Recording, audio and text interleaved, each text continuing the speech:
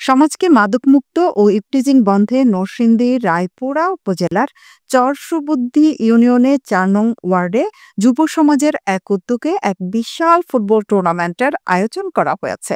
উক্ত ফুটবল টুর্নামেন্টের শুভ উদ্বোধন করেন জনাব সাব্বির ভূঁইয়া, সারা বাংলাদেশ ম্যারাথন চ্যাম্পিয়ন এবং নরসিংদী জেলা ছাত্রদলের অন্যতম ছাত্রনেতা। এই খেলায় সভাপতিত্ব করেন ডক্টর হান্নান প্রধান এবং সহ-সভাপতি হিসেবে উপস্থিত ছিলেন কামরুজ্জামান খান, মেম্বার ৪ নং ওয়ার্ড। প্রধান অতিথি হিসেবে উপস্থিত ছিলেন সাব্বির ভূঁইয়া, নরসিংদী জেলার অন্যতম ছাত্রনেতা।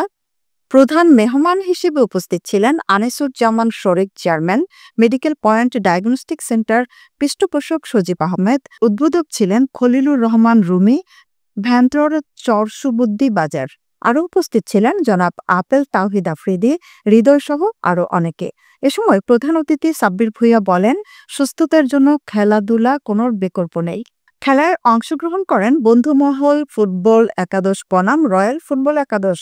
খেলার ফলাফল ১-০ রয়্যাল ফুটবল একাদশ জয়ী হয়। পুরস্কার বিতরণের মাধ্যমে এই খেলার সমাপ্তি হয়।